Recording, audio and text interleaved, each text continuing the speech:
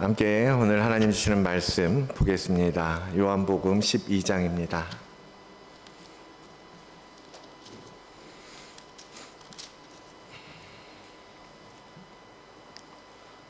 요한복음 12장 12절로 15절까지의 말씀입니다. 다 같이 일어나셔서 하나님의 말씀 받겠습니다. 요한복음 12장 12절로 15절 함께 읽겠습니다. 그 이튿날에는 명절에 온 큰 무리가 예수께서 예루살렘으로 오신다는 것을 듣고 종려나무 가지를 가지고 맞으러 나아가 외치되 호산나 찬송하리로다 주의 이름으로 오시는 이 곧 이스라엘의 왕이시여 하더라. 예수는 한 어린 나귀를 보고 타시니 이는 기록된 바 시온 딸아 두려워하지 말라 보라 너의 왕이 나귀 새끼를 타고 오신다 함과 같더라. 아멘. 하나님의 말씀입니다. 잠깐 기도하겠습니다. 거룩하신 주님 감사합니다. 한 해 중에서 정말 우리에게 너무나 소중한 시간이 바로 이 부활의 절기임을 믿습니다.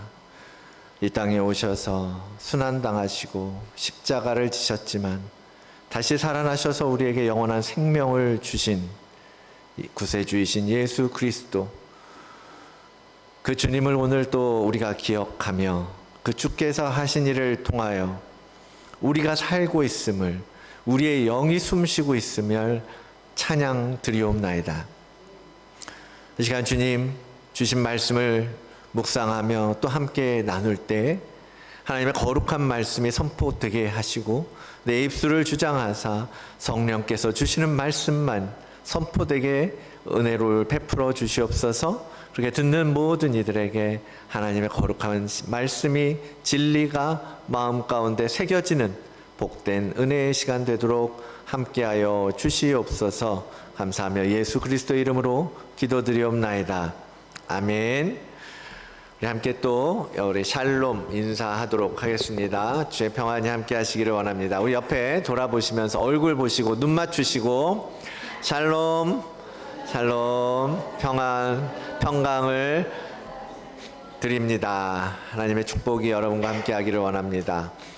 오늘은 종려주일입니다. 종려주일 팜 선데이라고 영어로 부르더라고요.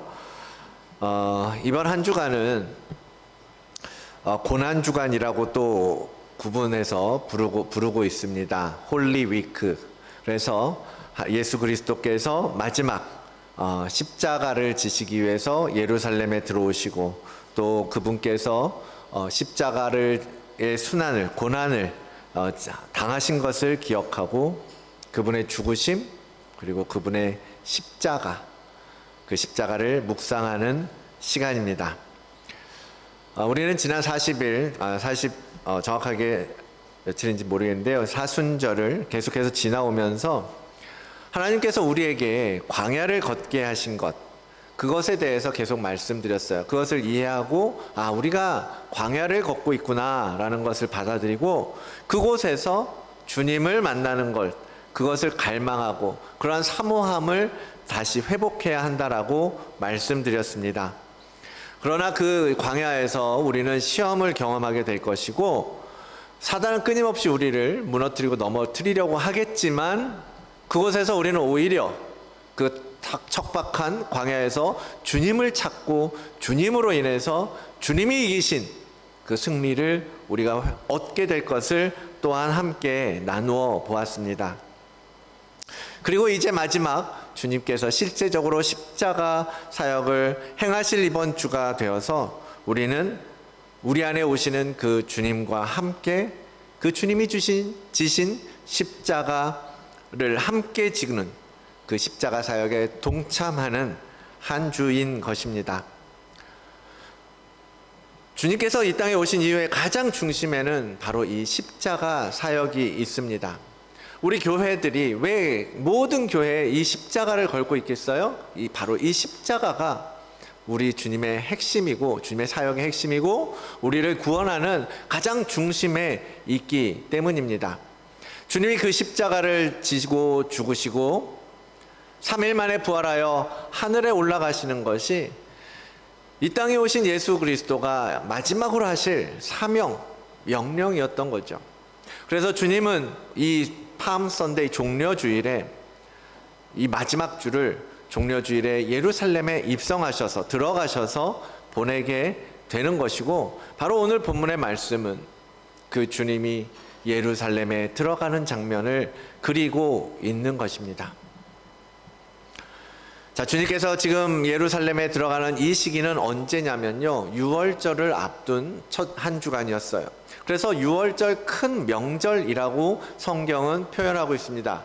어떤 거냐면 우리 한국에서 설 명절이나 추석 명절 같이요, 정말 많은 사람들이 이동하고 많은 사람들이 모여들고, 이제 그러한 축제와 같은 분위기, 그러한 명절의 분위기 가운데 주님께서도 예루살렘에 들어가고 계시는 거거든요.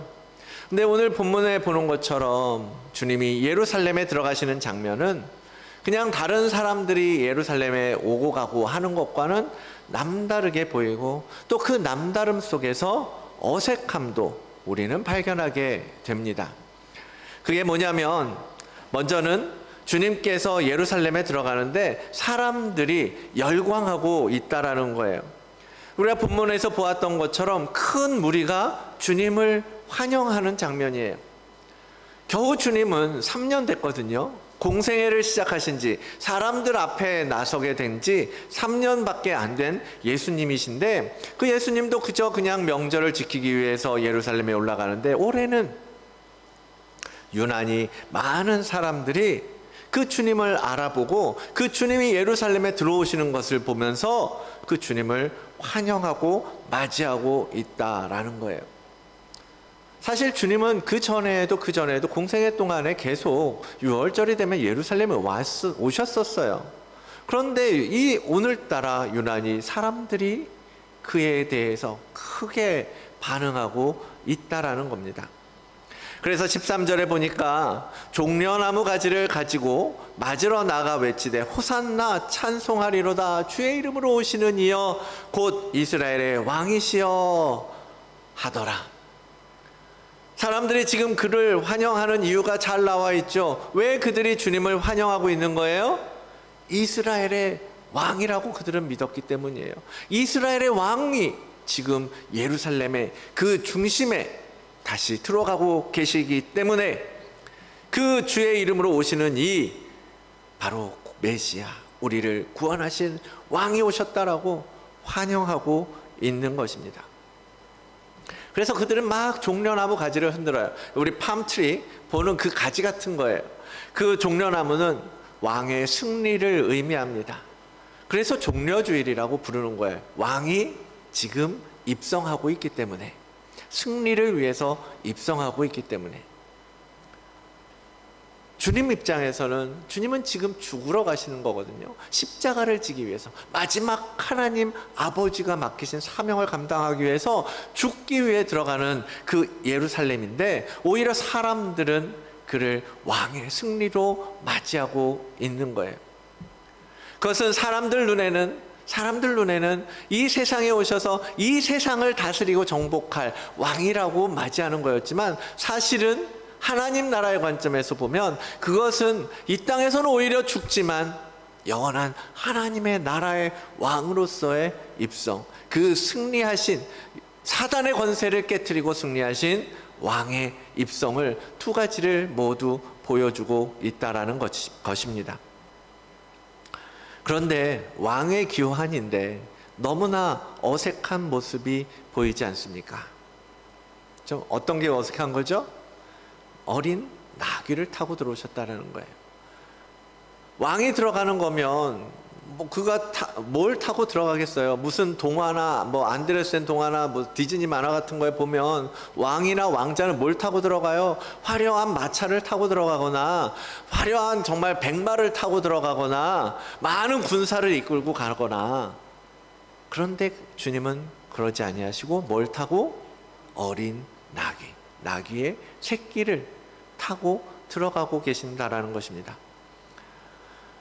본문에도 그렇게 언급하고 있지만 누가복음은 그 과정을 이렇게 말합니다. 왜 누가 무엇 때문에 나귀를 탄 거냐? 이르시되 주님께서 제자들에게 시킨 거예요.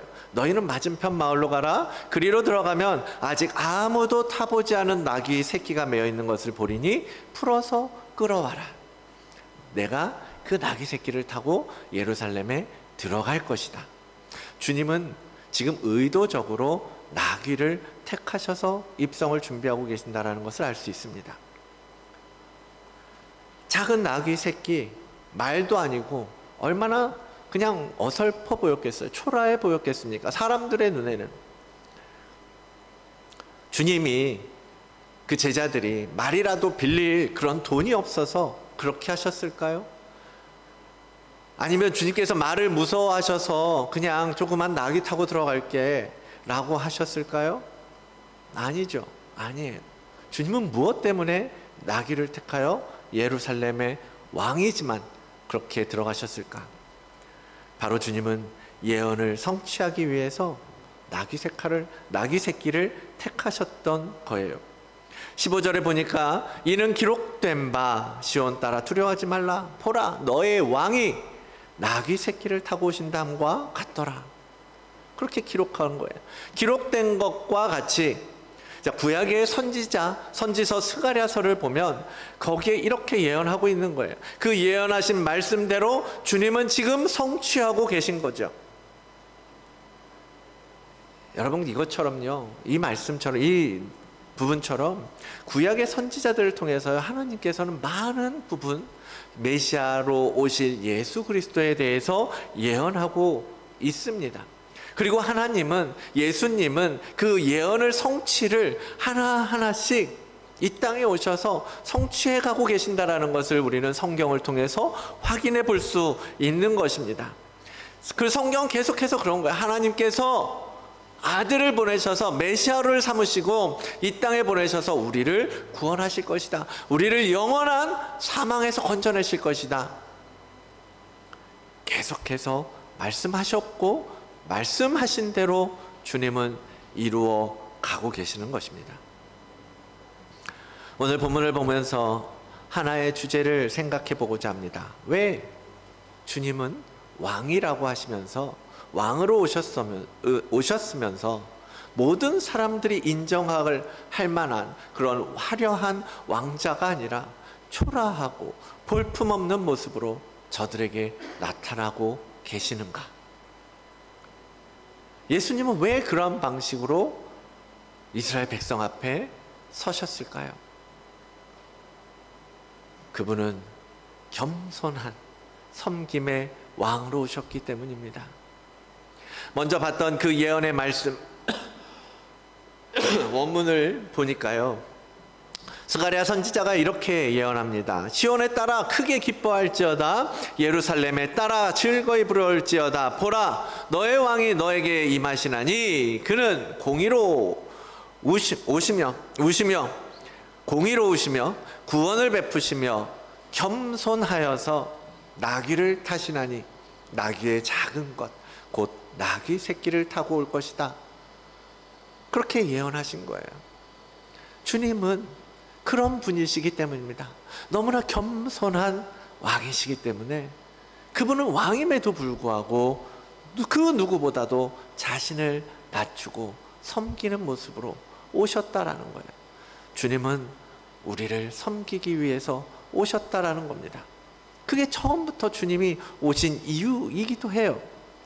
주님은 스스로 그렇게 말씀하십니다. 마가복음 10장에 보니까요, 인자가 온 것은 섬김을 받으려고 온 것이 아니다. 내가 왕으로서 너희 위에 군림해서 너희들의 섬김을 받고 너희들의 예배를 받고 너희들의 기도를 듣고 내가 너희에게 나의 능력을 베풀고 그러한 섬기를 받으러 온 것이 아니라 도리어 섬기려 하고 내 목숨을 많은 사람을 위한 대속물로, 속죄의 제물로 주기 위해서 왔노라.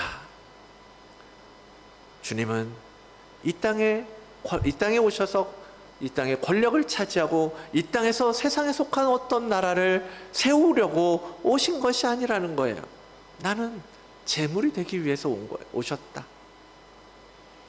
우리의 죄값을 대신 갚아주시려고, 우리가 죽어야 할 그 사형대 대신 올라서시기 위해서, 그리고 그 죄인이라고 하는 수치와 모욕을 받으시기 위해서, 그리고 그 죄 때문에 죽어야만 하는 그 사역을 감당하기 위해서 오셨다라고 말씀하고 계십니다.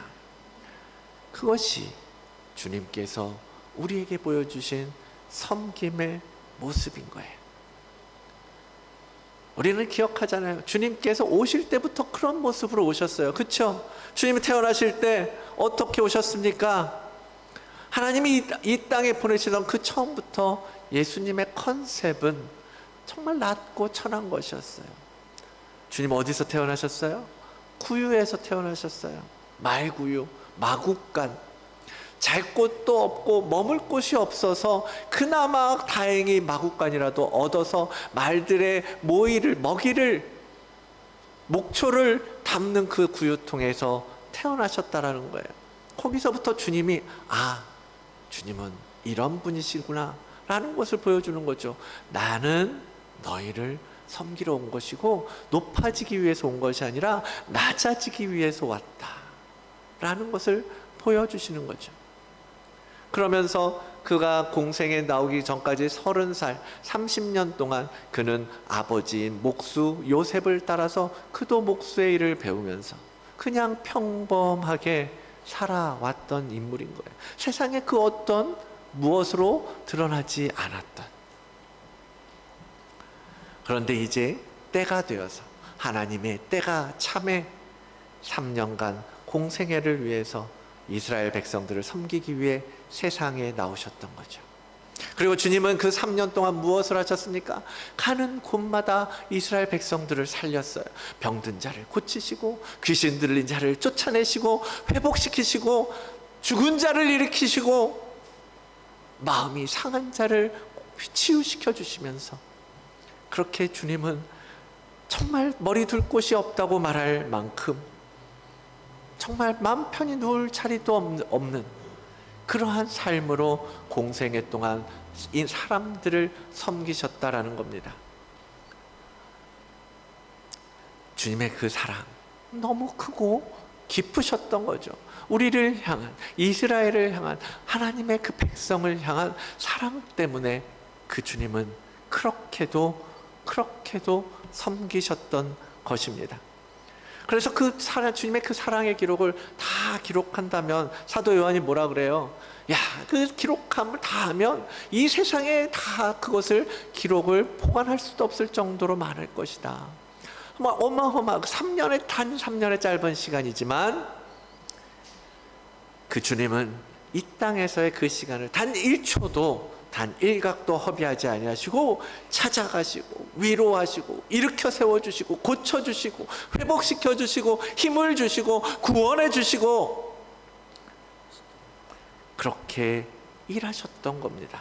그런 리더가 어디 있어요? 그러한 리더가 지금 이 세상엔 누가 그러한 리더가 되어서 섬기겠습니까? 그렇게 열심히 섬기는 왕이, 대통령이 어디 있습니까? 주님은 그러한 섬김의 리더십으로 오셔서 우리의 본이 되어주시고 참 리더란 이런 것이다 라고 보여주고 가르쳐 주신 것입니다. 우리는 그 주님의 모습을 따라가야 되는 거예요. 우리도 그러한 섬김의 리더십을 따라가야, 배워야 하는 것입니다. 그래서 그 주님의 모습을 따라서요, 지금은요 보니까 일반 사회에서도, 일반 조직과 회사에서도요 섬김의 리더십이 굉장히 각광받고 있더라고요. 많은 기업들이 그 섬김의 리더십으로 강의를 하고 많은 저자들이 그것에 대해서 이야기합니다. 그래서 찾아봤어요. 섬김의 리더십을 찾아보니까요, 성경의 어떤 설교나 예수님의 이야기보다도요 오히려 세상의 많은 강의와 조직들과 회사들에서 했던 그러한 리더십에 대한 이야기들이 훨씬 많더라고요.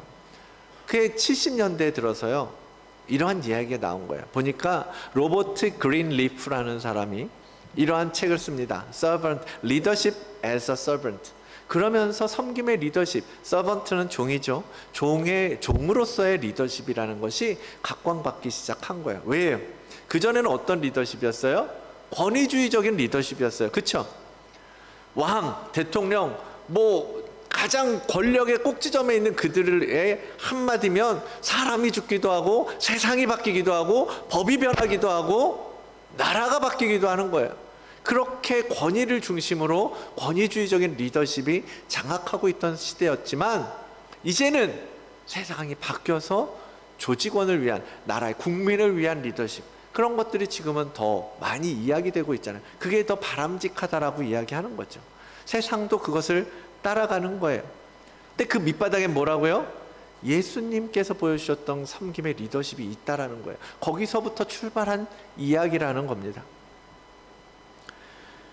예수님께서 어떠한 리더십을 보여주셨습니까? 그 가장 큰 핵심이 되는 사건이 바로 요한복음 13장에 기록된 오늘 우리가 하려고 하는 세족식이에요. 주님께서는 이 세족식을 행함으로써 제자들에게 섬김의 리더십, 서번트 리더십을 가르쳐주고 보여주신 것입니다.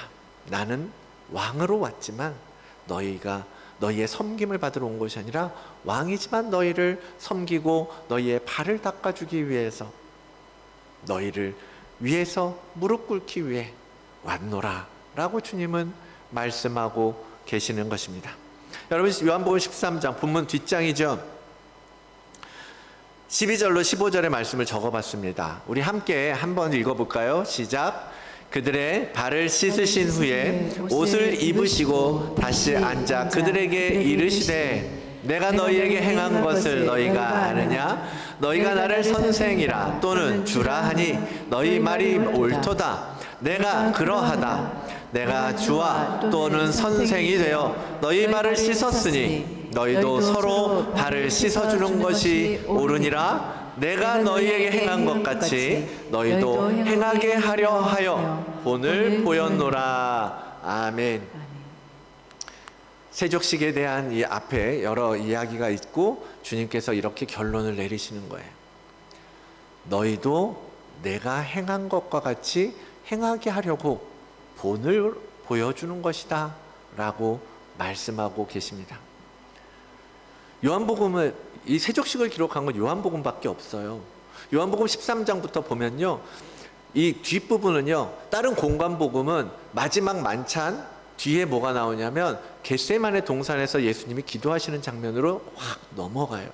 물론 작은 이야기들도 있지만 마지막 만찬 이후에 겟세마네로 넘어가는데, 요한은 마지막 만찬 이후에 세족식을 행하시고 예수 그리스도가 포도나무의 비유를 말씀하시고 예수 그리스도가 나는 가지만 보혜사 성령을 너희에게 보내줄 것이다. 그 성령은 이러이러한 일들을 할 것이다 라고 이야기하시고, 그리고 우리 이스라엘 사람 백성들 제자들을 위해서, 우리 믿는 자들을 위해서 중보자로서 대제사장으로서의 사역을 17장에 가면 하나님 앞에 대제사장적인 기도를 올리시잖아요. 이런 이야기들은 요한복음에만 있는 거예요. 그 모든 이야기들의 시작이 세족식인 거죠. 예수 그리스도가 세족식을 통해서 이제 당신께서 하실 이 귀하고 너무나 소중하고 중요한 사역을 시작하고 있다라는 것입니다. 우리는 주님께서 이 세족식을 통해서 보여주신 것, 너희도 내가 행한 것 같이 행하라. 가서 너희도 섬겨라. 너희도 다른 이들의 발을 씻어주어라. 섬김의 리더십으로 살아가라. 우리는 그러한 본을 따라 살아야 할 것입니다. 이 명령은요, 그냥 그때 12제자 모여있던 12제자들에게만 해당하는 명령일까요? 아니에요. 모든 믿는 자에게 주님은 말씀하고 계시는 거예요. 너희가 나의 제자가 되기를 원하느냐? 그러면 너희도 나아가서 섬겨라. 내가 행한 것처럼 행해라. 그리고 너희도 제자를 삼아라 라고 가르쳐 주고 계시는 것입니다. 우리 모두는 하나님의 영적 리더로 이 땅에 보냄받은 자들임을 믿습니다. 그래서 우리는 주님처럼 섬김의 리더십으로 세상을 섬기고 세상을 사랑해야 되는 것입니다. 그 주님의 리더십을 배우고 삶 속에서 행하시고 실천하시기를 원합니다. 주님이 그걸 보여주고 계시지 않습니까? 주님이 그렇게 말씀하고 계시지 않습니까?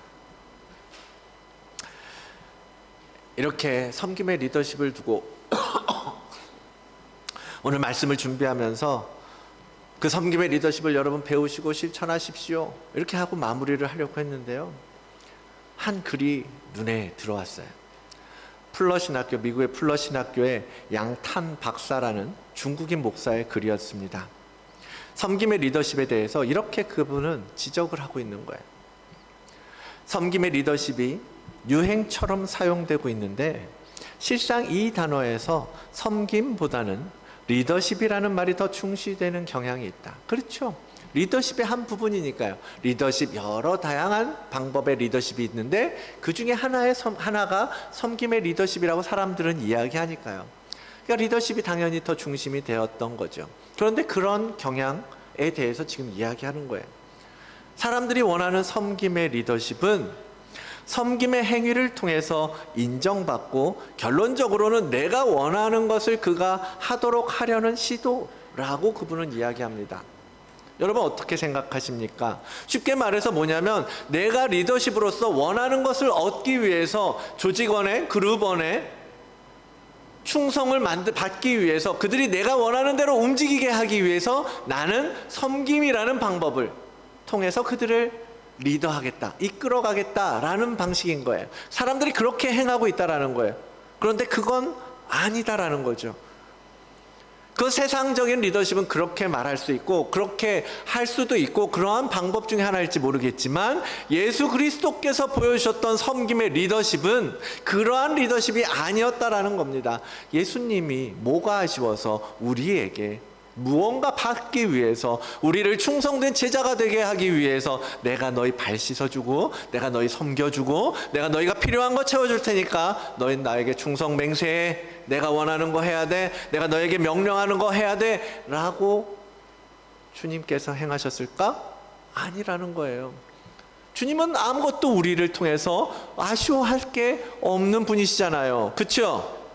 전능하신 하나님의 아들이신 예수 그리스도가 뭐가 아쉬워서 우리에게 그렇게 굽신굽신하면서 종처럼 섬겨야 하겠습니까? 그렇지 않다라는 거예요. 그냥 그러면 왜 주님은 지금 우리에게 이 섬김을 보여주시고 그 섬김은 과연 무엇 때문에 주님은 우리를 그렇게 가르치고 계시는가?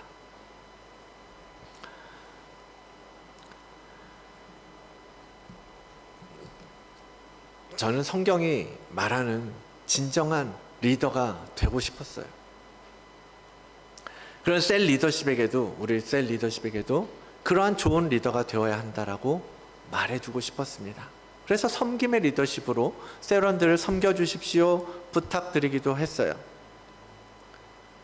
그런데 그 섬김의 리더십이 잘못되면 세상적인 섬김의 리더십으로 이해가 되면 이렇게 되는 거야. 아, 우리 셀 부흥시켜야지. 그래서 막 커피도 사주고 밥 먹자고 막 부르고 막 돈을 쓰기도 하고 막 그들을 섬겨주고 그래서 우리 셀 부흥시키고 우리 셀 성장되고 사람들에게 인정받고 사람들이 우리 셀 보면서 야, 너네 셀 너무 부럽다 라고 말하고 그런 욕심이 들어오기 시작한다라는 겁니다.